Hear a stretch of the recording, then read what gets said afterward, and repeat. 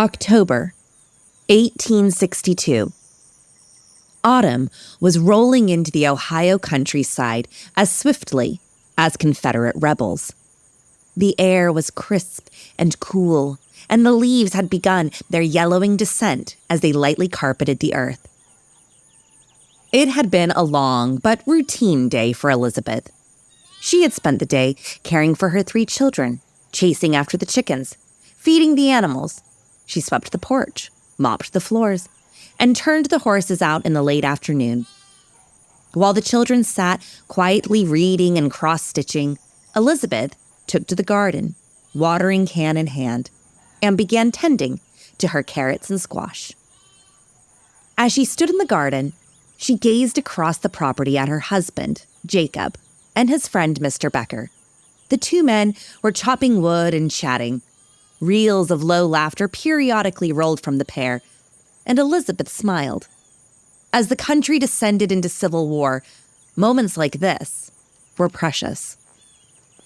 In the distance, Elizabeth could see a group of horses approaching the farm. Clouds of dust followed them. Jacob and Mr. Becker noticed the visitors as well, and hoisted their axes high over their shoulders. A group of men, dressed as Union soldiers, approached the pair. "Evening, gentlemen," a man said as he slid off his horse. "Evening," replied a wary Jacob. "We're just out on patrol, making sure everyone's good and safe. The name's Todd. George Todd." The man outstretched a weather-beaten hand and soon let it fall, as Jacob and Mr. Becker stood stoic, not returning the salutation. As Elizabeth looked on between stalks of climbing beans, a chill fell down her spine. Something wasn't right. "Now whose homestead is this?" "This is my farm," Jacob replied as he straightened up stiffly. "The name's Jacob Stiles." "You housing any soldiers here, Mr. Stiles?" "No, just my family." "No Confederate men?" George Todd raised an eyebrow with incredulity. "No." "Tell me, Mr. Stiles, where do your politics lie?" "I'm a Union man," Jacob proudly responded, his hands clutching his axe, knuckles white with fear and preparation. "Oh, Mr. Stiles, that was in fact the wrong answer." In one swift and merciless motion, George Todd raised his rifle and shot Jacob and Mr. Becker. Elizabeth muffled a scream as she watched her beloved husband and friend fall to the floor. To add insult to injury, another one of the horsemen, a man Elizabeth recognized as a former neighbor, slid off his horse and went to Jacob's now lifeless body. For a moment, Elizabeth thought there could be hope. Perhaps he would save Jacob. Yet all hope was soon dashed as the man placed his filthy, mud-crusted boot on Jacob's chest, shoved the iron muzzle of his gun into Jacob's gaping mouth, and pulled the trigger. As Elizabeth watched on in horror, a new sensation washed over her. She needed to protect her children. Quickly, she hitched up her skirts and ran towards the house, the group of men spotting her as she fled up the porch stairs. Elizabeth slammed and bolted the doors, screaming at her children to hide. Heavy boots came stomping up the steps, and with great force, the front door was forced open. The men piled into the home, brandishing guns and ill intentions. Elizabeth was grabbed by her hair and thrown to the floor. A tall man, covered in dust and spots of her own husband's blood, pulled out his revolver and held it up to her head, the cool metal of the barrel kissing her temple. "Filthy Union sympathizers," the man spit as he cocked back the hammer of the gun. These men were Confederates in disguise. Quantrill's raiders, to be precise.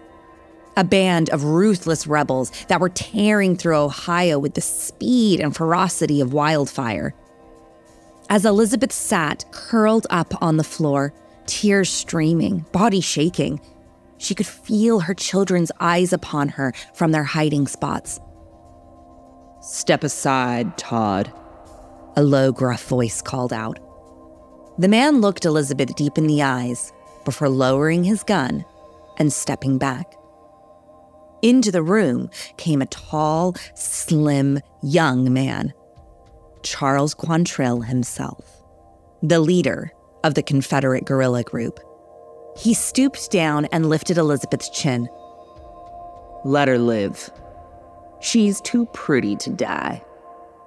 Roughly, he dropped Elizabeth's face as silent tears streamed down her cheeks. As Elizabeth watched the men file out of her home, she made a promise to herself to use this gift of life to continue to unashamedly and proudly support the Union forces. For hell hath no fury like a woman scorned.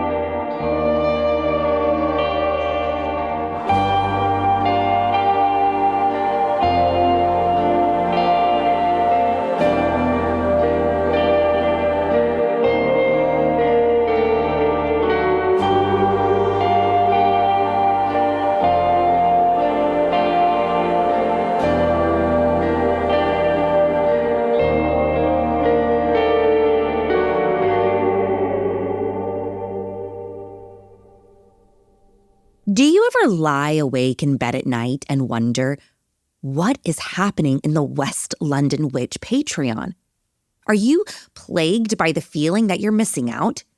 Do you want more content and a sneaky look into the inner workings of the West London Witch? Well, I just wanted to pop in and say that joining Patreon is super easy and affordable. I am very aware that we are deep in a cost of living crisis. So for as little as $1, €1, £1 a month, you can unlock the entire West London Witch Patreon and gain access to loads of additional content that you will never experience here on the main show. Patreon is a place where I share extra special interviews, behind-the-scenes stories and gossip, and answer your questions. And in return, you're also helping support the show as we work to share with you the best storytelling at the highest studio quality. So come join us at patreon.com/The West London Witch.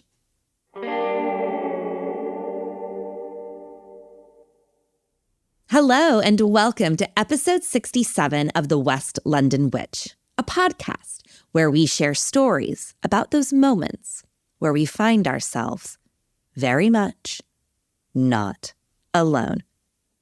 One of the beautiful elements of the internet is that it has the ability to expose us to new places and adventures. One of my favorite Instagram accounts, The Ghoul Guide, allows me to follow Courtney as she explores a variety of weird and wonderful haunted locations. I love being able to glimpse inside haunted hotspots that I wouldn't otherwise have access to. Courtney has traveled extensively, but there is one location that haunts her to this very day. I'm Rebecca Strazina, and this is The West London Witch, episode 67, Madison Seminary. All right. So where I'm going to begin in this, it was really this kind of the perfect closing to what was the first season of The Ghoul Guide.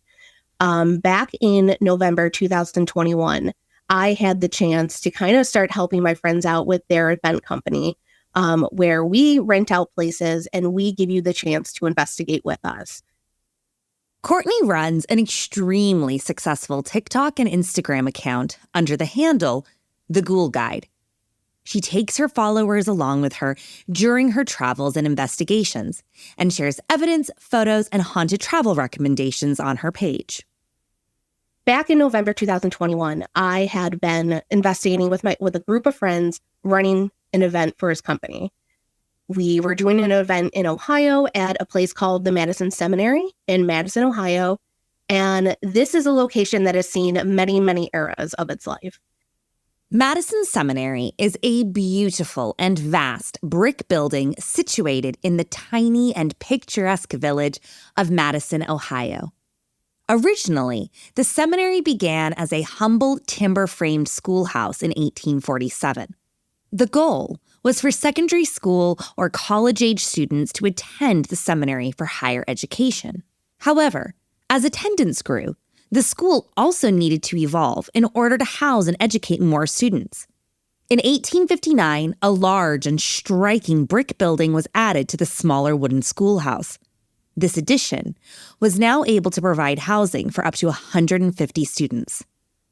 But that wasn't the last change the seminary would see. By the late 1800s, public education was more readily accessible, so there was less of a need for a privately funded seminary. In 1891, the seminary was purchased by the Ohio's Women's Relief Corps with the goal of providing housing and support to Civil War Army nurses and family members who had been left destitute or destroyed by the war.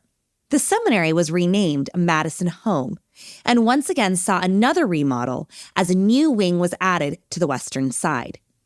Sadly, by the early 1900s, the Women's Relief Corps had run out of funds to support and operate the home, so they donated the building to the state of Ohio.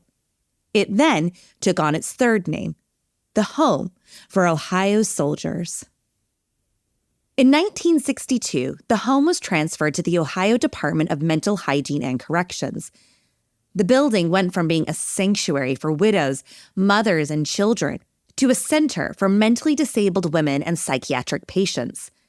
This was a dark time for the building, and by 1993, the home was once again emptied and ownership passed into private hands. This probably saved the building, and it is now a part of the National Register for Historic Places. Although the building now sits empty, it is full of reported hauntings that link back to its prior lives. It kind of became Madison, Ohio's boogeyman. No one really wanted to talk about it. There has been a lot of stories of women up in the asylum area, and mainly people have been driving by and they would see them hanging out of the small little windows, just waving at the passing cars. So everyone pretty much in the asylum was rarely seen and very rarely spoken about. So the asylum area carries a very tragic place. There are numerous reports of ghostly activity connected to the property. And these stories are so incredible, they have even caught the attention of TV shows like Destination Fear and America's Most Haunted. So there has been various reportings of a lot of shadow figures, full-body apparitions, disembodied voices, and footsteps throughout the entire building. There has also been an urban legend. There's various stories of it. A lot of people don't really talk about it. It's kind of taboo. Apparently, there is a woman buried in the ground in one of the rooms near the laundry room. The way Adam Kimmel, who is the owner, says that when he heard this legend, he kind of went throughout the basement and tried to see where this could all actually be true. And there was one room around, I think it's on like the left-hand side, like across from the laundry room, where the floor has been, like patched up, where like the concrete's been broken. So he kind of wondered if that was that room. And then a couple years ago, when Ghost Hunters was rebooted with Grant and his new team, they actually came out to the seminary and they did the ground penetrating radar, and they looked the ground up. They had cadaver dogs come in. They actually hid. So they tore up the ground, but they couldn't find anything. So the story with this is that she was either a paraprofessional, she was helping out, or she was one of the prisoners, or, she was just someone working in the building. And two men either had their way with her, kind of roughed her up, and they ended up getting rid of her by burying her in the ground and under the concrete. A rather notable resident, who we do know for a fact did live and die at Madison Seminary, is Elizabeth Stiles. Elizabeth and her husband had strong pro-union sentiments. Ohio was a politically divided state, so being vocally and visibly supportive of the Union was dangerous. One evening, a group of Quantrill raiders showed up at the Stiles home and killed Elizabeth's husband, Jacob, in cold blood. This did not stop Elizabeth from her quest to support the North. A few months after the murder of Jacob Stiles, Elizabeth was recruited by Abraham Lincoln to act as a spy for the North. Elizabeth would pose as a nurse and infiltrate Confederate hospitals. However, her favorite disguise was to dress up as an old Southern grandmother on the hunt for her son, a lost Confederate soldier. Her own daughter, Clara, would accompany her mother in this ruse as her granddaughter. Once, she was even arrested by a Confederate general by the name of Sterling Price. He accused Elizabeth of espionage. However, this incredible woman was able to convince Price that she was actually a rebel spy. It is reported that she was so convincing that Price sent her on her way with a horse, a gun, and laden with provisions. In 1864, Elizabeth's cover had been exposed, and she retired from her 007 days. In 1895, she moved into the Madison home where she remained until her death in 1898. Paranormal investigators and mediums still report seeing and interacting with Elizabeth. She is said to appear as an apparition clad in Civil War dress. Up in the asylum is pretty much their paranormal hotspot. It is one of the places that kind of has seen the most tragedy. This is where they housed a lot of the women, who really couldn't take care of themselves, who had mental illness, who were disabled. They kind of just threw them up there so they would be out of sight, out of mind. And if you ever go to Madison Seminary and you see the way the rec room, the big area is, and then it looks like there's this fake wall. It kind of looks like they put it there so they could hide all the patient rooms and everything that was going on in the hallway. It's been said that in that room, there has been a lot of botched and forced abortions, just a lot of things happening against the patient's wills, and just a lot of not tests, but just a lot of mistreatment happening there. So that's very a sad area, but you will see and you will hear a lot of things happening, like wheelchairs rolling across the floor. You'll hear footsteps, sometimes chimes, objects moving.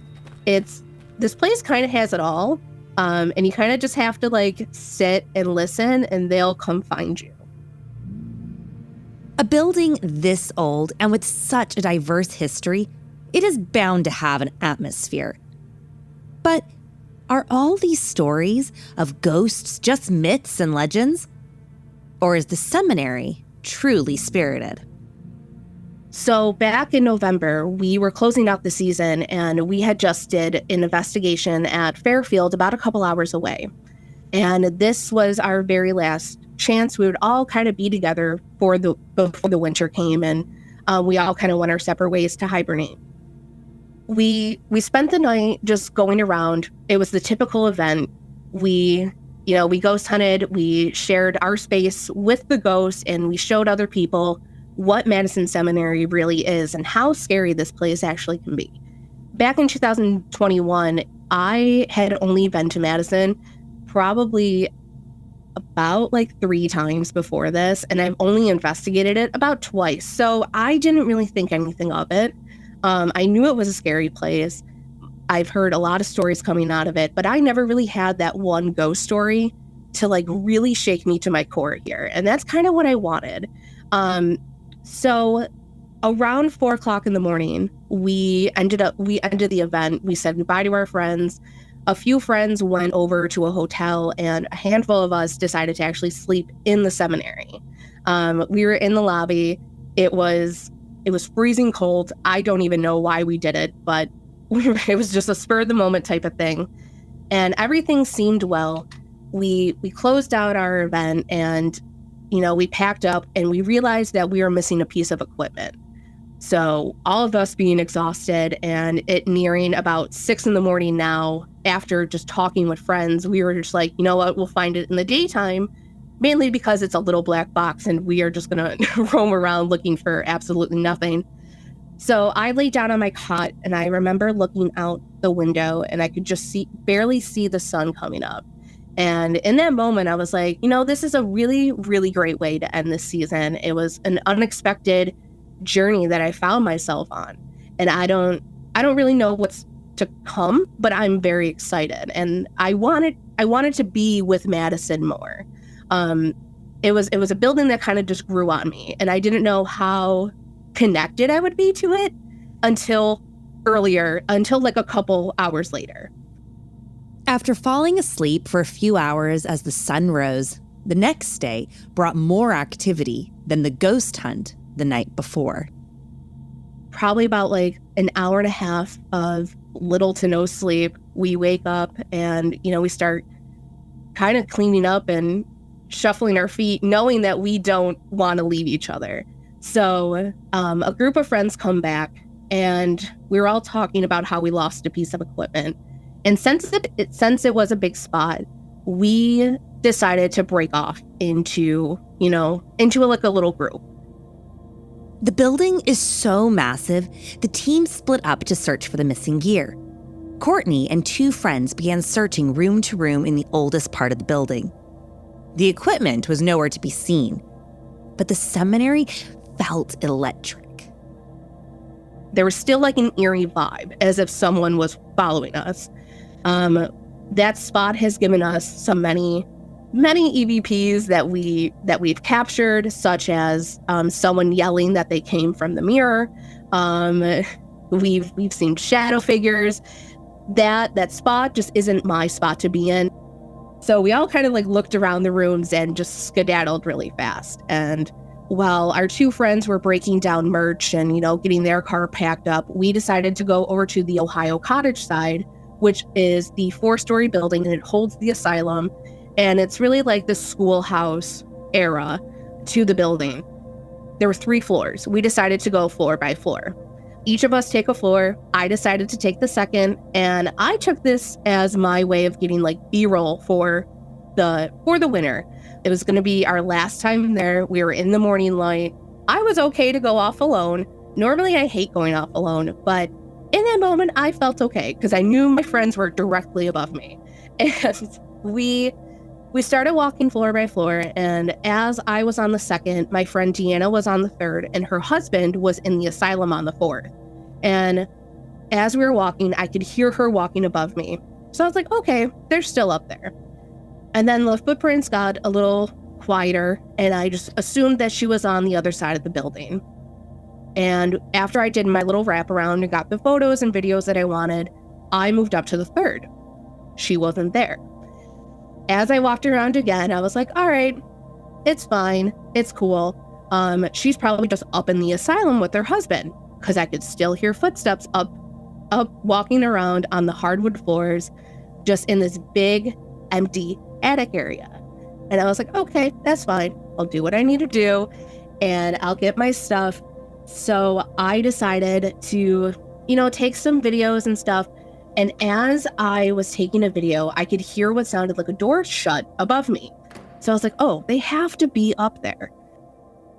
Although the building had a creepy energy to it, Courtney was emboldened by the knowledge that her friends were on the floors above her.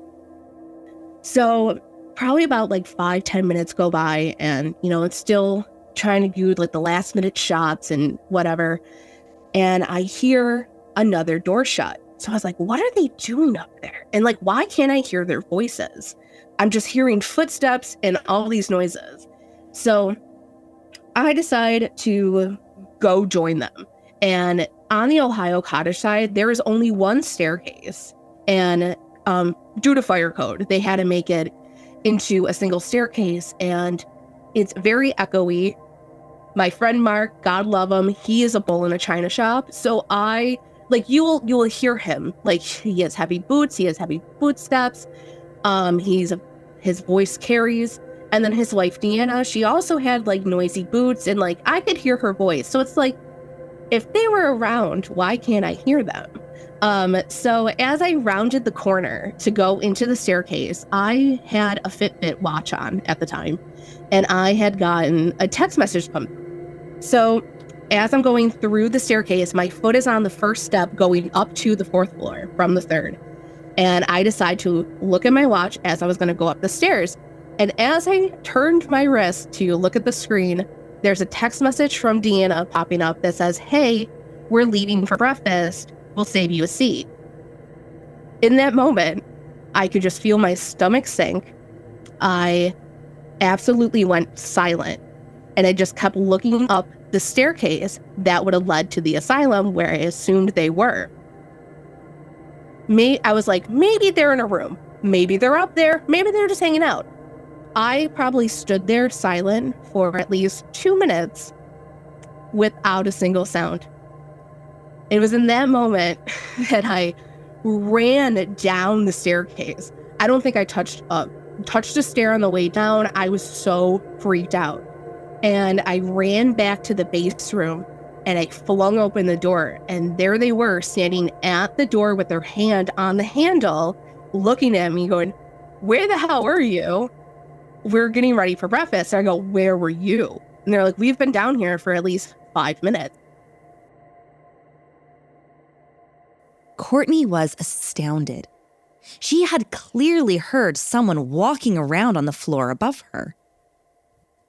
They were like, "No, we've been waiting. Like, we were waiting for you. What was taking you so long?" I was like, "There's someone up in the asylum." Like, it was just this moment of panic. And then the realization set in where it's like, holy cow, I wasn't listening to my friends at all. I was listening to probably whatever residual energy was up there, or what could have been a spirit from about 2 months prior to that.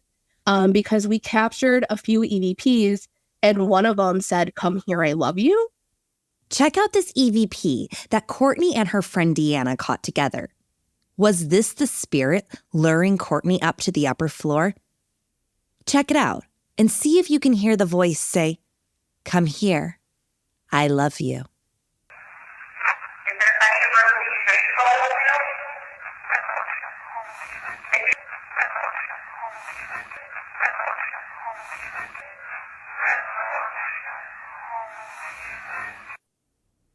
Looking back on that moment, it's kind of just like, who was up there? Who was trying to get me up there? And if I actually did go up there, what would I be walking into, or what would I experience? And it's kind of this ghost story that's haunted me throughout the last 2 years, because I've gone back to Madison and I've had these experiences and I feel very connected to it. But at the end of the day, there's still this question of who the hell was up there and why do they want my attention so bad? To this day, Courtney doesn't know who or what was going on the upper floors of the building. But this experience certainly increased her interest and love for the historic Madison Seminary.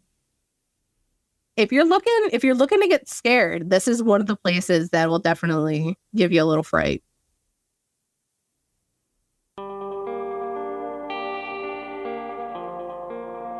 Do you have a spooky story you'd like to share? I'd love to hear it. Drop me an email at thewestlondonwitch@gmail.com or find us on Instagram and Facebook at The West London Witch. If you enjoyed today's episode, don't forget to subscribe, rate, and review. And come and follow us for additional content on Instagram and Facebook. Until next time, merry meet, merry part, and merry meet again.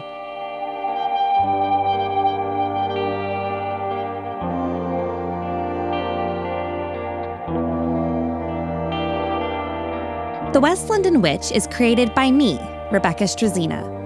Our sound designer and production magician is the incredible Danny Cross. Our theme music was bespokely written and performed by the wickedly talented Kyle Hall. Our cover art is the beautiful collaboration between Lizzie Wilson and Jake Bowser. Special thanks to Miss Sinead Bowers, our quality control and biggest cheerleader. And thank you to you, all of our listeners all over the world. These are your stories. Thank you for sharing them with us.